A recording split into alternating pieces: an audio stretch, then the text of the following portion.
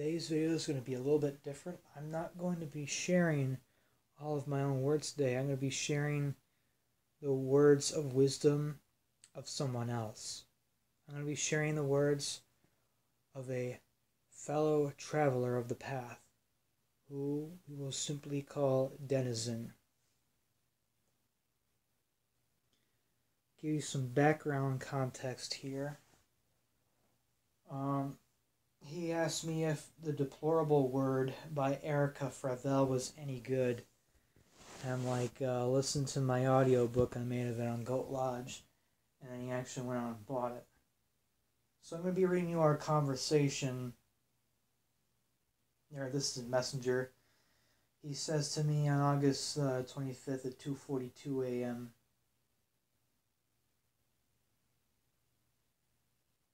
Got the book today. Surprised to see full color art, and the print quality is actually pretty good. Puts Kuwaiti's hack fraud of a job to shame, of course. It's fucking ridiculous that Deplorable Word is about 1,000 times higher quality than Black Magic of Ahriman and costs about 1/4 of the fucking money. The thing is actually at a degree, and the print quality is high. The art is reproduced well and does the work justice, as opposed to the washed out ass shit in Black Magic of Ahriman. Kuwaiti is such a piece of shit fucking fraud. I agree. At work now. Message you at home. The stuff in Deplorable Word sounds a hell of a lot like Temple of the Black Light type of stuff. Anti-cosmic Satanism. I'm already questioning the logic behind it all, too. She says on page 44 that you devote yourself to the void, trusting that when you die, your consciousness will be reintegrated and become part of the Absolute, and you will do so consciously. So first, the principle is faith, like nearly every other system, and I cannot fathom how consciousness can exist without sense organs. There's a lot of evidence that consciousness is a product of sense organs and media and is in reality an illusion.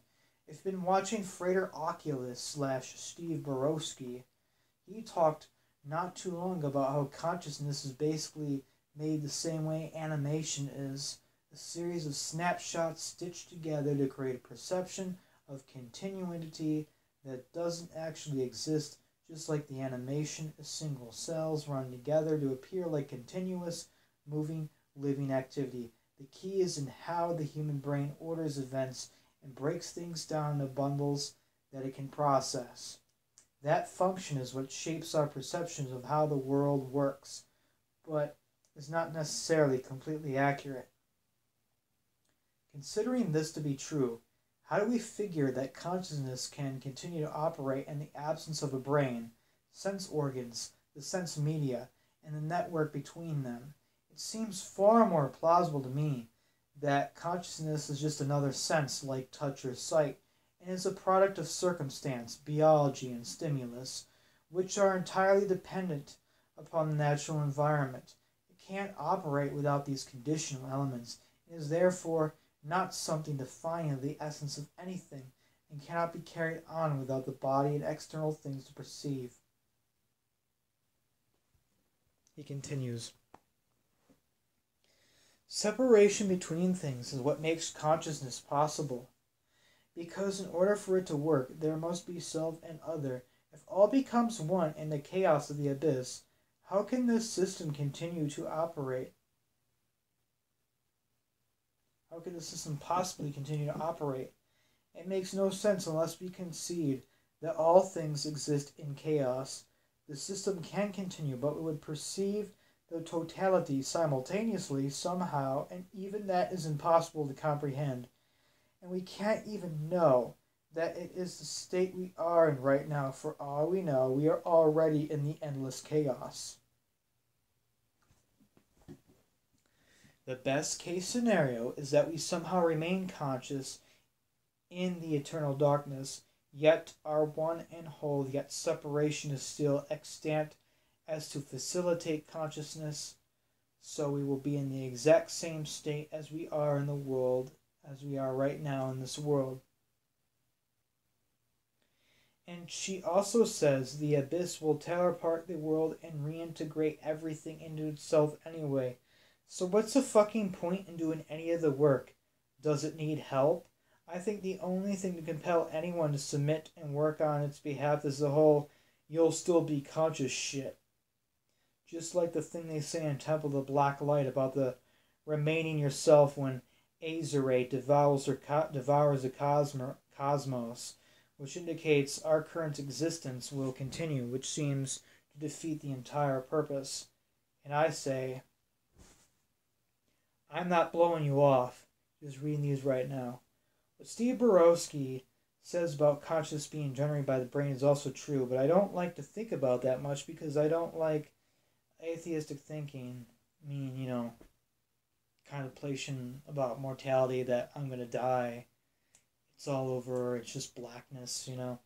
As far as being in the void, I continue, it may be like some subconscious dream-like state, like a fish or something swimming in this weird alien soup. You may also want to grab Sefer Satanas by Voltager Dracovolos / Temple of Night. He explains it sort of like this.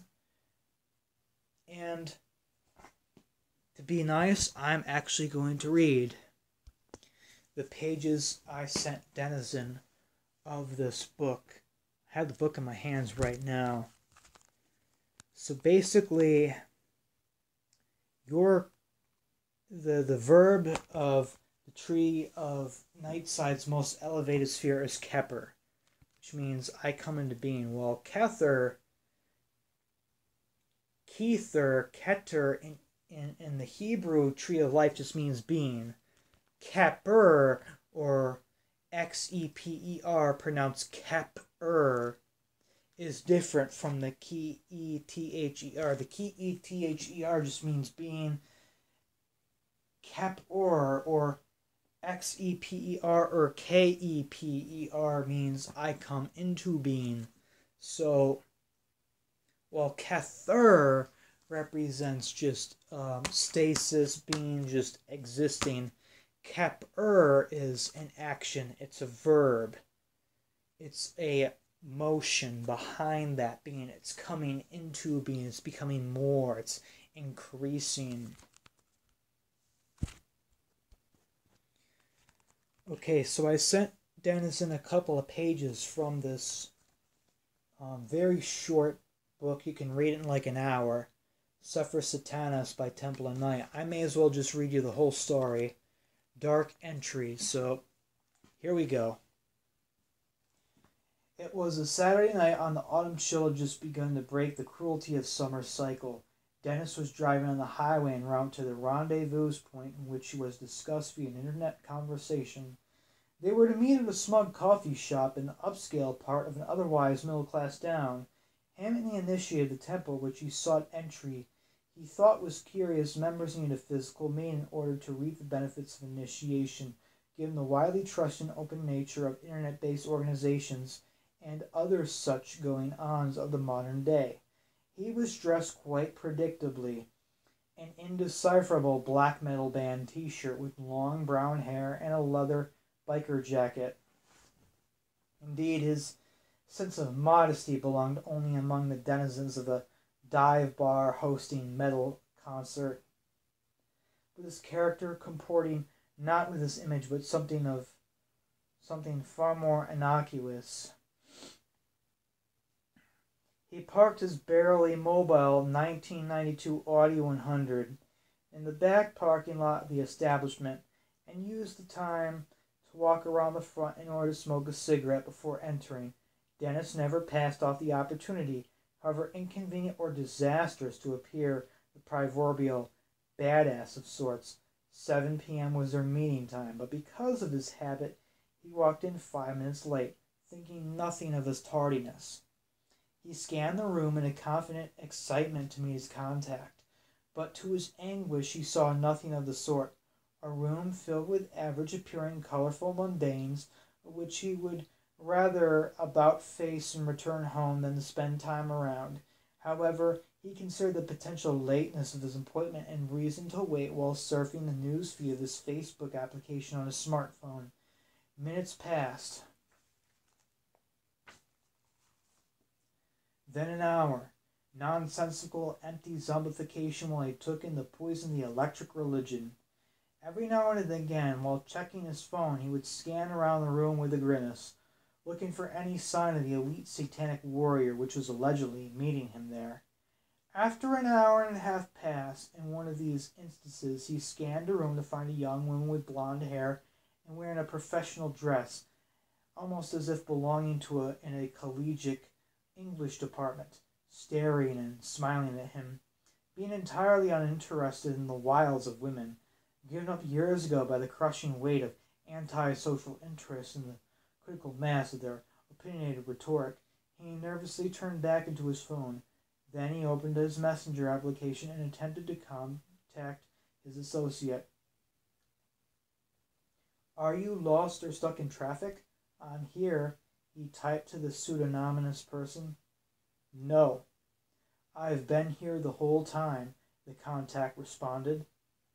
Dennis looked up nervously at the blonde-haired woman, who was once smiling but now sinisterly crackling at the apparent jape. Dennis gathered himself and moved her to the table. "I'm sorry," he racked with anxiety. "I didn't know you were a woman." "Oh," she said, mildly amused, with an air of complete sly and contentment about her personality. "I'm just not used to interacting with women," he said before she cut him off. "That's terribly unfortunate," she interrupted. "So how long have you been a part of the temple?" he asked. "This is not a date," she responded, playfully albeit, but he did not find humor, only anxiety as a result of her responses. "Okay, well, I'm sorry, I'm not used to doing this." "Doing what?" she asked. "Meeting people, especially women." "So you're not used to living?" she asked. "I guess if you want to put it like that." "Again, very unfortunate," she said as she sipped her third round of black coffee. "What should we talk about?" he asked.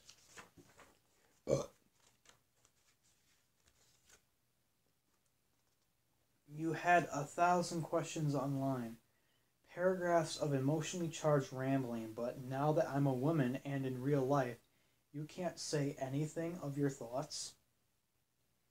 He didn't know what to say, so he said nothing, just peered down at the lid of his own drink. "Would you feel more comfortable if your cock was in my mouth?"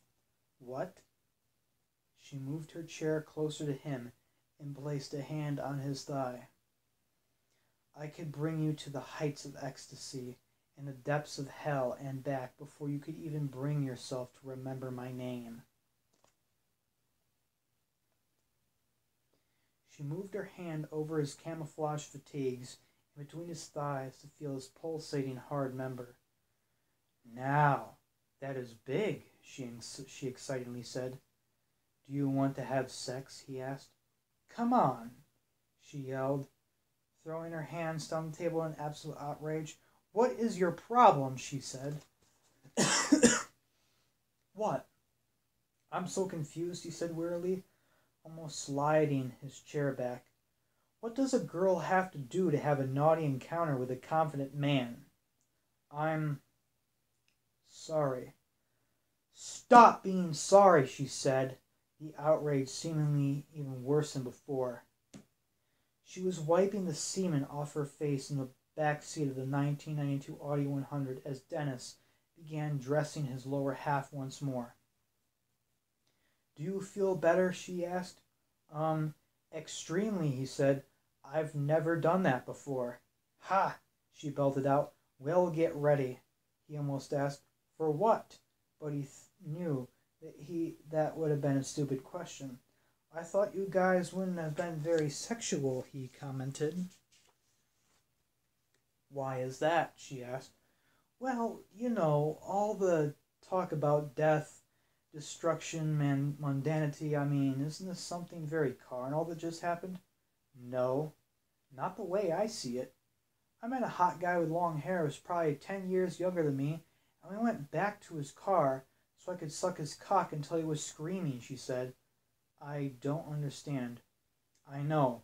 You're confused about whether we want to destroy everything physical or not. Yes, that's exactly what I'm confused about, he said. Well, I'm sure everyone has their own take on it. But this is how I see it.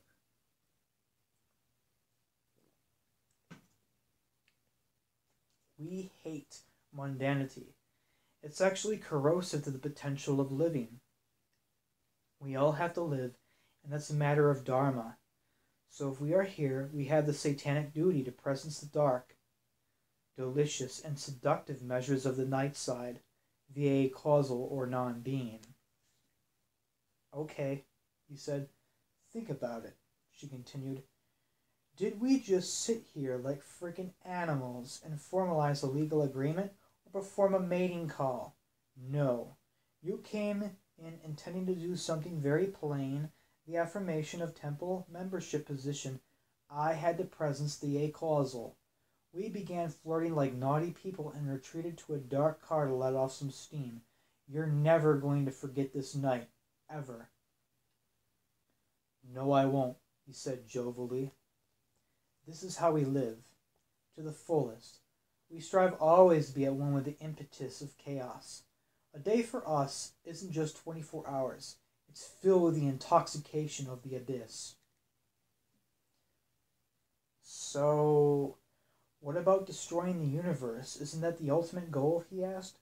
Again, according to Dharma, the world will eventually end one day. Non-being, the noumenon, and a causality, all being the same thing, are actually corrosive to mundanity. So it's not causality that's corrosive to acausality, or acausality that's corrosive to causality. The only relationship that becomes aversive to the anti-cosmic origin is to dive in the excess of vulgarity, which is the Brutus fixation on the plane. So you're not trying to destroy the universe, he asked, seemingly wholly quizzical. This type of thing is going to happen naturally. Everyone you know, and all of this, she said, as she gestured around, will be gone one day. You can't stop it.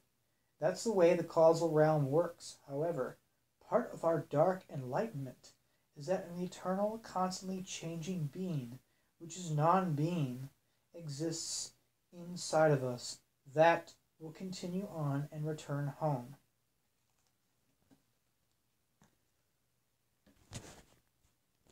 So, like the soul? No. The soul is a false perception, an impermanent photograph of who you'd like to believe you are on inside, or at least the finer points. People tend to have a very selective memory when dealing with their self-perception. So it's not the soul we're talking about, it's something much more dynamic. I don't really follow. Think about who you were 6 months ago. Are you the exact same person? I think so. No, you aren't. If you think you are, you're lying to yourself. The mind changes faster than the body. Well, I guess I've taken up some different hobbies. Yes, you have. Who we are inside, what we are made of, is from the void. And the void is a rolling wave of chaos, crashing into itself over and over again. So you're saying that I'm void? He asked. She stared at him without answer. I'm sorry, I just don't understand, he said, fearing that he had provoked some form of animosity. No, I'm not angry. I just couldn't provide you an answer that would have made sense to question. A guru who lived a very, very long time ago cautioned his followers about traveling the countryside babbling, I am void, because it's not constructive to anyone, alchemically speaking. So I'm not void? The void is beyond duality. That is the key to the secret of the abyss.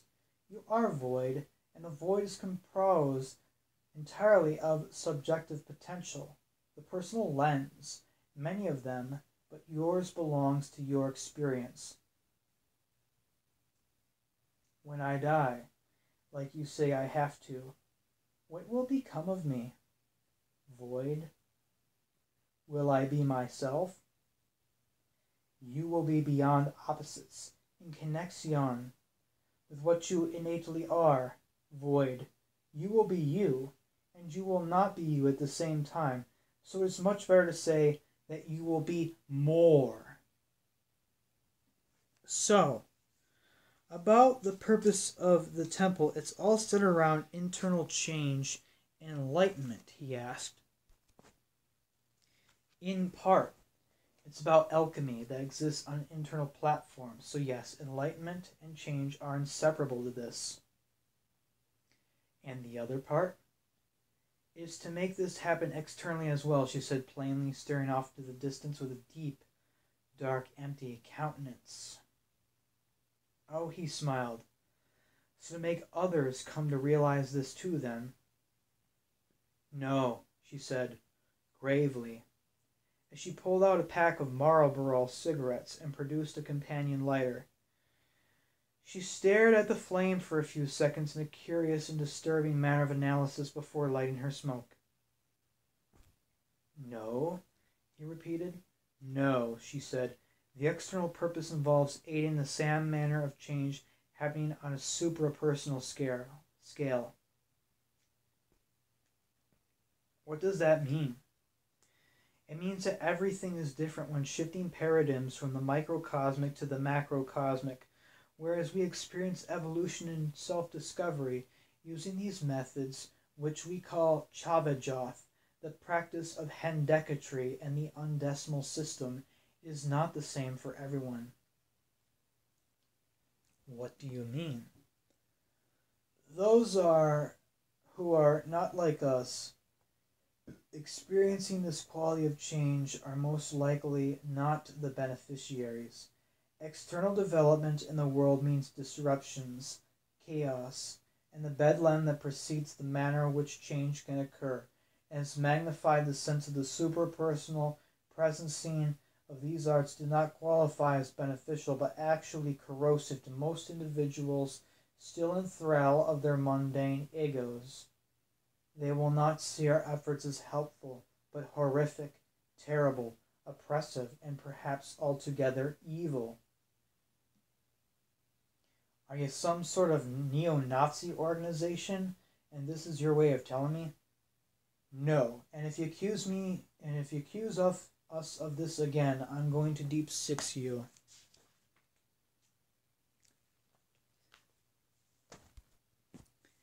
After sending him most of the pages of that short story, this is Denizen's response to this. When you get down to it, living and not is another false dichotomy.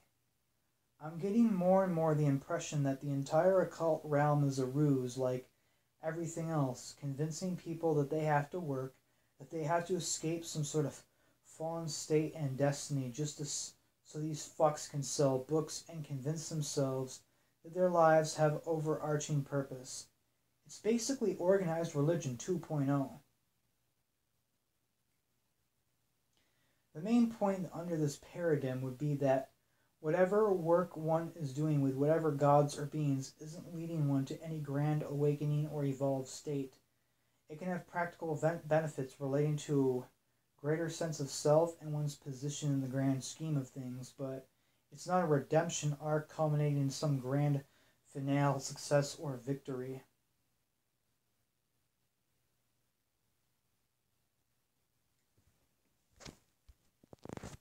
Then I basically asked him a question about the chapter from the Witchblood Grail about Path of the Outcast, and like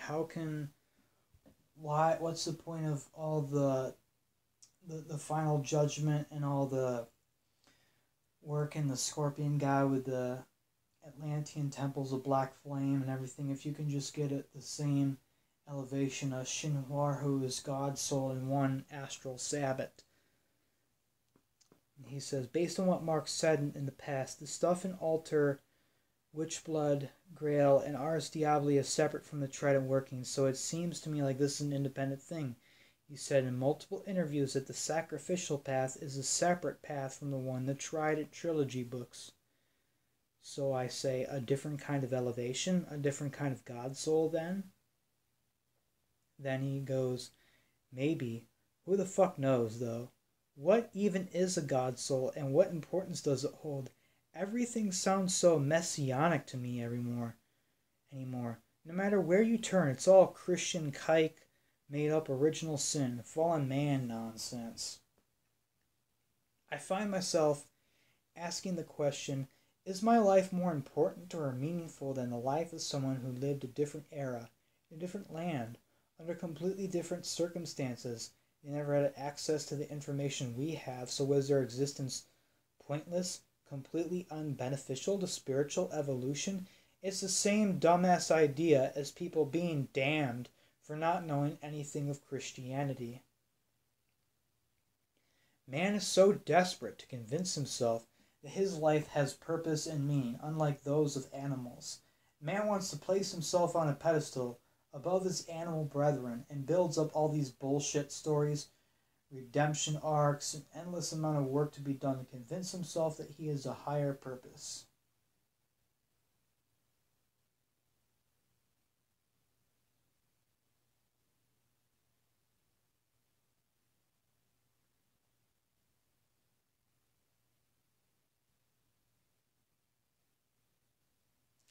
I developed the overall philosophy a bit more after trying to help someone on Discord straighten out her shit out. I'll elaborate shortly. As for sharing what I said, let me go ahead. Okay, so the main issue is this. The idea that man's in a fallen state that he must rise out of, or he is trapped in a prison from which he must escape. These ideas are present in basically every widespread form of spirituality and religion today, and there is a reason for it. Business, shekels, control, ego inflation, and the Jew at the top. The way the human mind works, it always wants to be distracted and caught up in something to keep itself from dwelling on its own mortality and the unknown.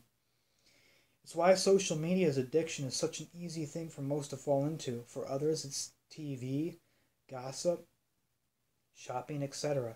Naturally, business tycoons have seized on this natural habit of man and exploited the shit out of it to make a buck.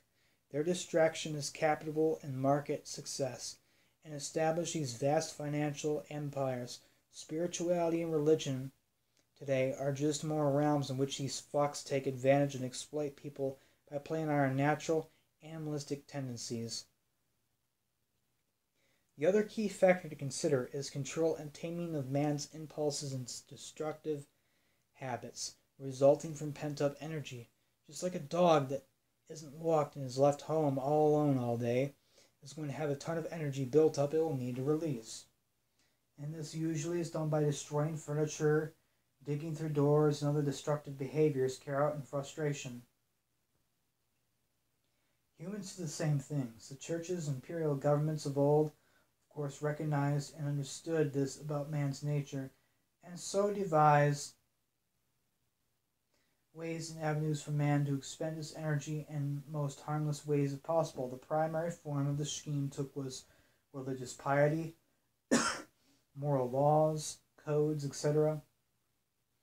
This drove people to police themselves and one another, reducing the workload on the government or church.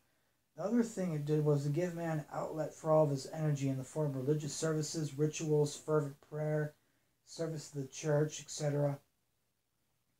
The guys at the top wove a tale of hell, torture, beings trapped in this fallen world, separation from God, reincarnating into this shithole, and so on, to compel the common folk to dump every free waking moment into working out their salvation. So this control grid has transformed as time has worn on, become a corporatocracy of modern day. As religiosity has dwindled among the masses, these avenues have been replaced with entertainment, video games, movies, politics, etc. The religious sides of the grid have remained somewhat intact, but adopted new forms.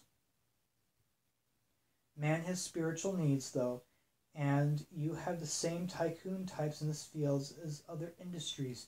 These pricks have simply moved in and set up systems using legitimate spiritual practices of the past to create something new that is interwoven with the messianic cult think a Judeo-Christian age to play upon man's fears and extort him for easy money. When there is no work to be done, there is no money to be made. When there is nothing to fear, there is no money to be made. When there is nothing to escape from, to rise from, to transcend, there is no money to be made, no work to be done, so the people might start getting unruly.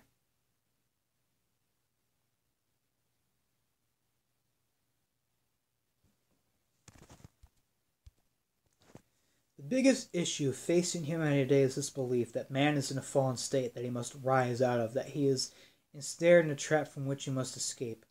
On this premise, people are convinced in the world that they are prisoners of this world in their own skin, which induces a stressful, panicked, paranoid state. This belief is present in basically every widespread form of spirituality and religion today that can be traced back to the shift to Zoroastrianism and Judeo-Christian paradigms, rooted wherever they may be, of universal good and evil and the battle there betwixt, and man's place in the middle of this war, his salvation hinging on the choice of good over evil.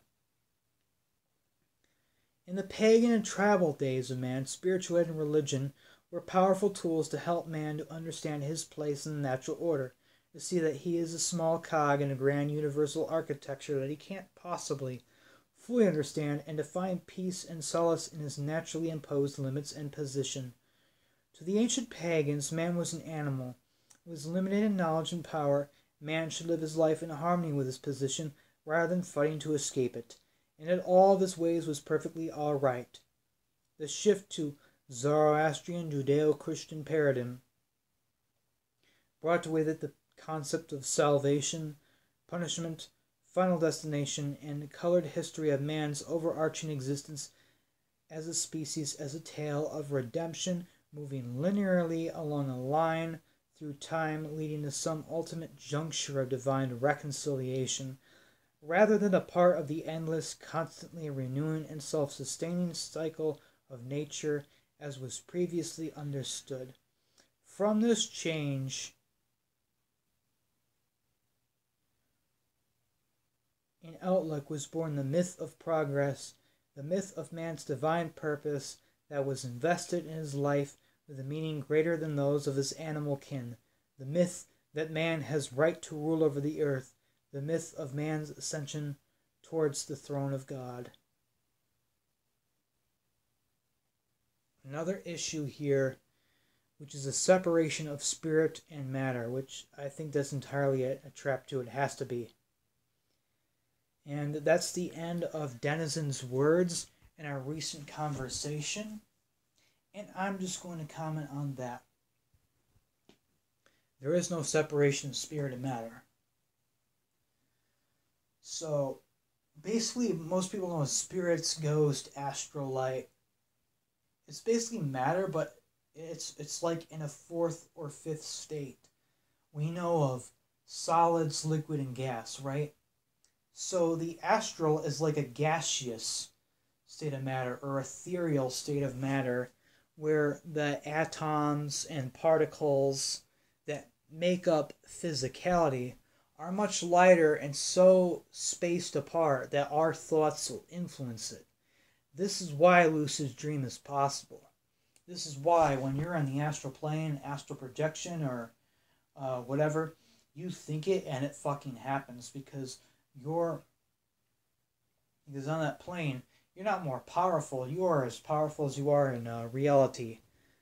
But in physical incarnation, our soul, our auras that we put out, our tetrapolar magnet, our magnetic aurora, moving particles and things like that affecting our thoughts, affecting reality, takes a lot more time for things to manifest. But they do manifest. In fact, they manifest so slow that most people will live a shitty life, and they'll wonder, well, why am I living a shitty life? And they won't even realize that they created it. On the astral, however, it's seconds to just about instantaneous. So you think of something, it's there. I mean, I'm on the astral plane. I want to manifest a inflatable Baphomet fuck toy. You know, I just think it, and seconds later, it's there. It happens. But on the physical plane, it takes more time and effort to manifest that. I may have to get a job. I may have to work so many hours a week, save up money, save up $20, $50, or $100 to buy that same inflatable sabbatic goat toy, pool toy, or whatever like that. You know, or make my own. And I'm going to do a whole video series on this, but 99% of occultism comes from the Jew. And the main problem here is this issue of salvationism. You know, that we're unworthy, we're trapped in matter, we got to be saved, or we're sinners, we're in need of saving. It's the same fucking thing. We're all in need of saving, right? This all comes from the Jew, basically, because what it does, what these religions and what these unhealthy worldviews and occult beliefs do is they basically mortify reality. They make life disgusting. You know, life's no longer life. Life is something horrible. It's something to hate, something to be disgusted with and want to escape and transcend. Well, back in the pagan days, these pagans did not have this unhealthy worldview. They lived very rich and very good lives. So basically, this all religion is this anti-life thing, you know, that you gotta escape from life, you know, you gotta escape from Earth and everything like that. Meet Jesus in a flying saucer, meet Satan in a black hole, completely destroy yourself and be absorbed into a void there. I mean, it seems like it all comes from the Jew. I mean, it's all mortification of life. It's an unhealthy, toxic worldview, and basically escape from reality. So it basically, if they can't get you with, you know, entertainment, movies, video games, politics, Donald Trump versus the liberals, or fucking, you know, the Bushes and Obamas, if they can't get you with that, the next layer up from the center of the onion of Judaism is basically religion, organized religion. You have Catholicism, you have Islam, you have Judaism, you have Buddhism, and all these other stupid philosophies are basically the same thing as Christianity and Judaism, but with just different names. If they can't get you with Catholicism, Buddhism, Islam, then what we have is organized occultism, which he's right, it's basically organized religion 2.0. It's the next layer of the onion, and they hope that they can stop you there. But if you're in organized occultism, I'll give you a high five, because that shows me that you're fucking intelligent, you know that something's up, and you want to know the truth. It shows me that you're a seeker. So I commend you for being in the organized occultism layer. If you're in the organized religion stage and you're happy and asleep, then fucking be happy and asleep. Or you'll probably end up in the organized occultism layer, which is the next layer out. It pretty much ends at the organized occultism there. If they can't get you with organized occultism, you'll come to a standing point where all of this is bullshit, where all this comes from the Jew, basically. Left versus right. Left-hand path versus right-hand path. Oh, I found the true right-hand path. Oh, the Gnostic Church of Mega Super Ra Jesus or something. or you find the super uber duper church of chaos, nuclear darkness, and evil. Ho ho ho. Well, you're in the leftmost side of organized occultism. It's basically fool's gold, you know? It's all fool's gold. Religion, organized occultism, the true right hand path, the true left hand path, it's all fool's gold. It comes from the Jew.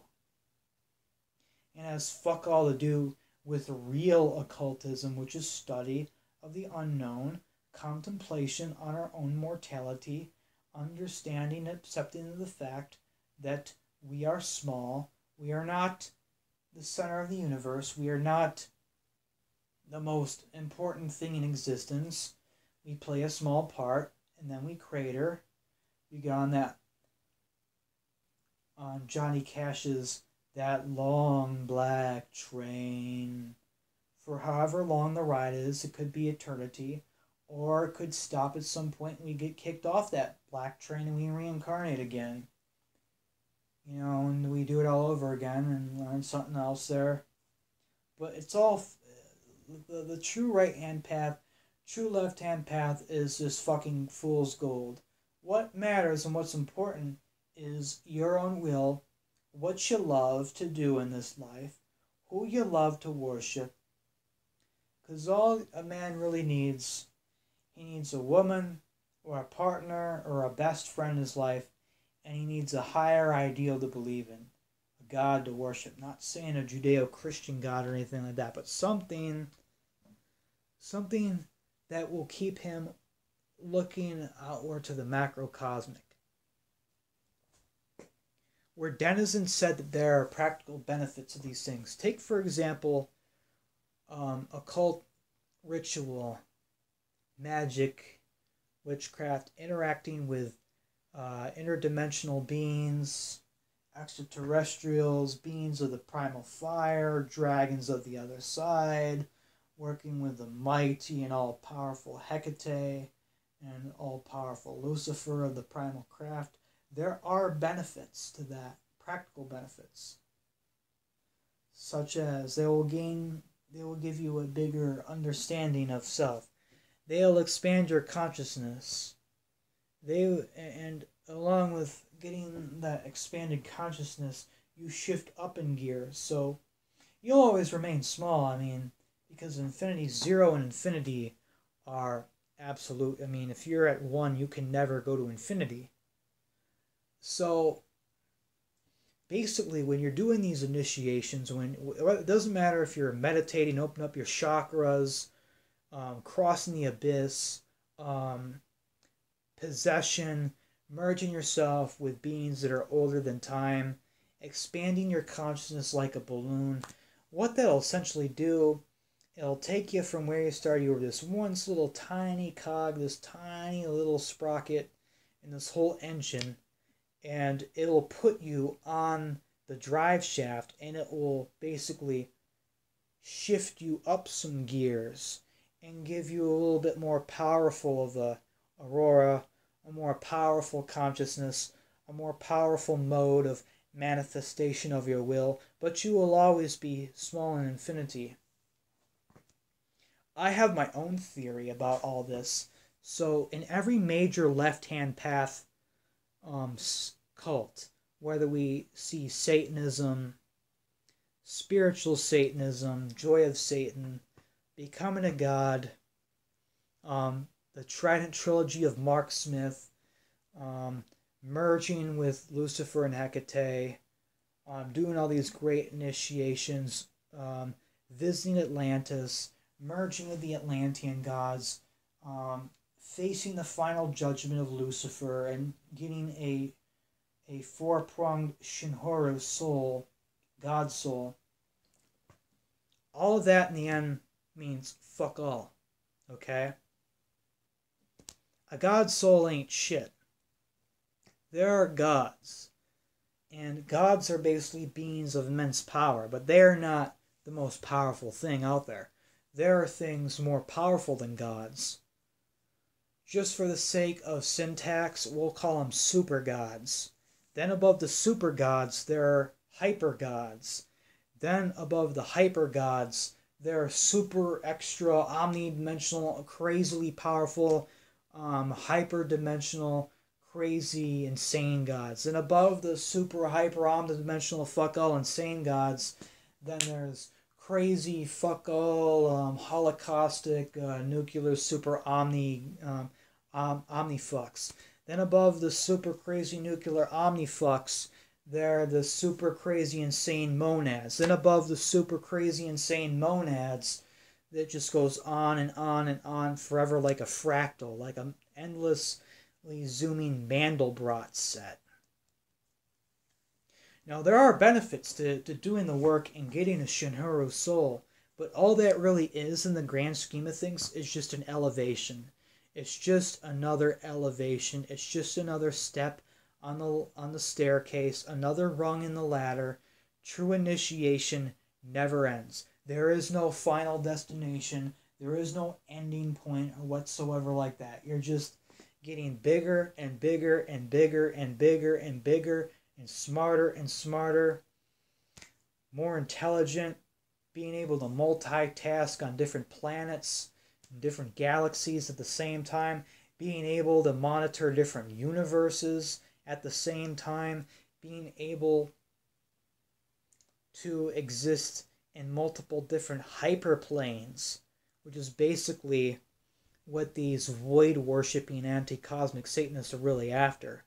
It's just a plane that's got so many dimensions and so many things that it looks like a sea of chaos. That it's one thing one minute, and it's a completely other thing a second later. It goes through like about a billion different laws of physics and emanations and stuff in about a second.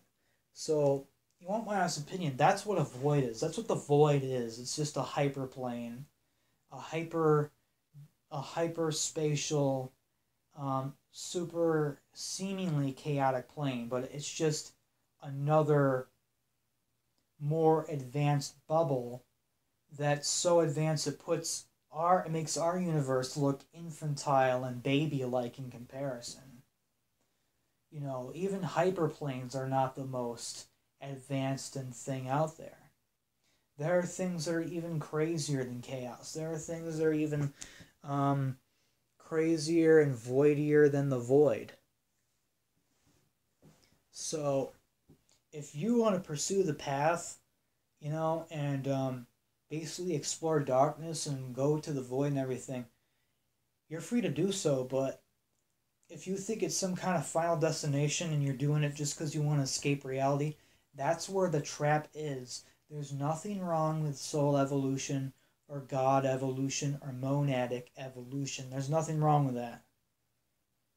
Okay? But when it becomes like, oh, Earth is shit, I gotta get out of here, it's a prison, I'm a prisoner of my own skin, that's when you can become a victim, and these shysters can scam you who write like books and like grimoires that sell for like $10,000, or they print them in like a certain quality just so like eBay resellers can like fucking flip them for like 20 grand for a damn book. You know, that's where the real shit comes from. There is basically, they know this too. They know this fact, but they're playing on your fears. So, right, limited run press edition of this book, or limited run grimoire of this book, you know, and that immediately creates second-hand book culture where these books may have sold for like $500 or something. Then on the second-hand book market, they go for like $10,000.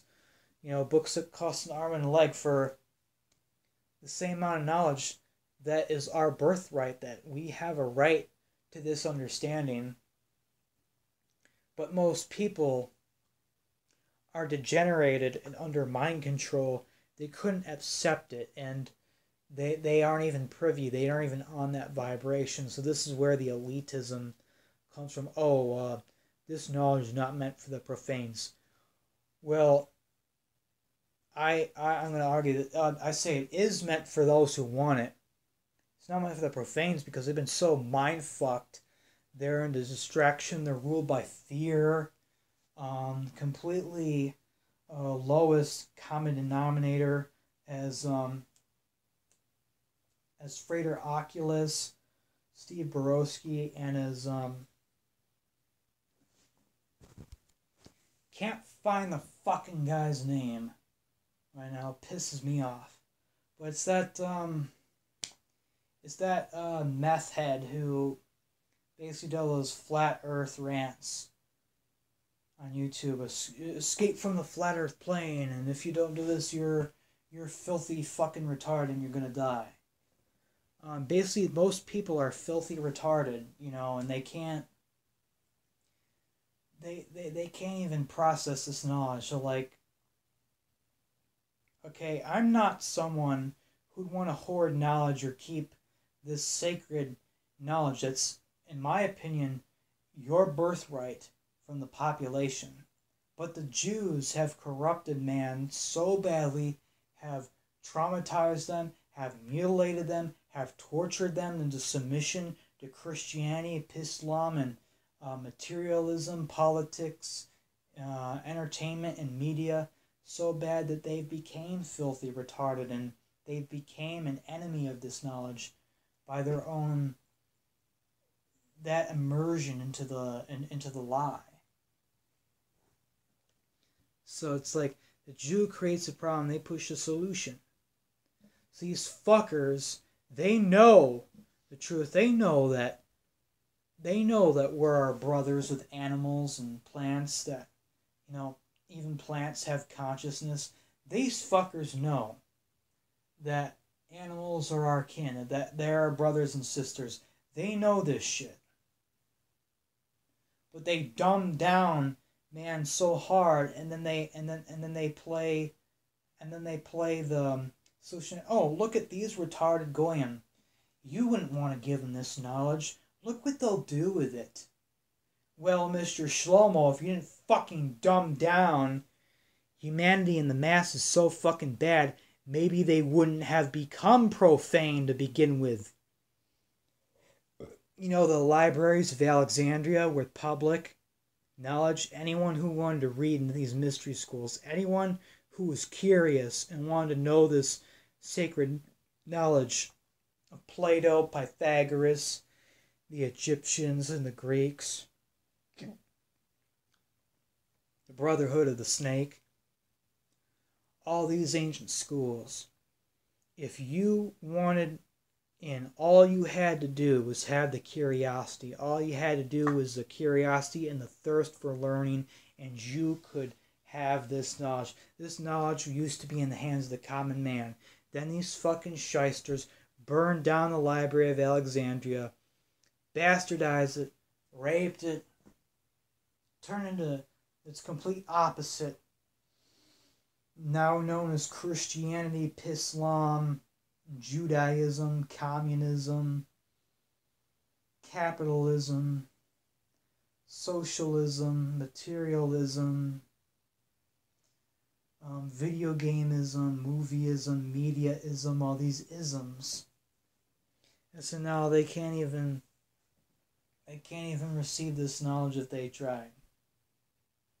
So really, the practical benefit, the only of doing the work, is the getting to know yourself better, know thyself, know your place in the earth, know the animals, plants, spirits on it. And then when you know all that, know the stars, know the stellar, know the heights, the heavens, the hells, depths, the clip-off, the mighty night side, the mighty old ones, the chaos, which is just really a hyperplane there, and to know various other chaoses or hyperplanes around the earth there.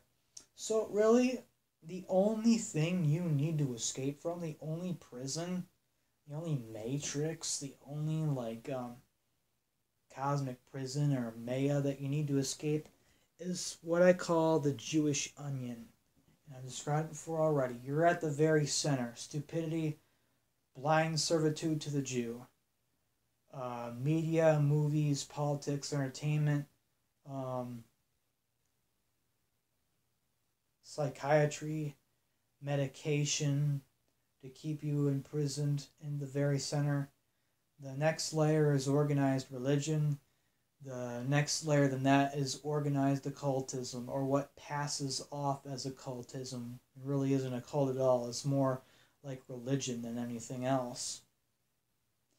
That's the 3-layer onion you need to escape. That's the only thing you need to escape. If you can escape all that shit and know objective truth and objective reality, then you're fucking golden. Okay? Like H.P. Blavatsky said, there is no religion higher than truth. All true occultism and all true magic must be rooted in truth and objective reality and logic. Otherwise, it won't work. I mean, on Earth, you can't fucking make 2 + 2 = 5. You can probably make 2 + 2 = 5 in the void. You can make 2 + 2 = 6 million.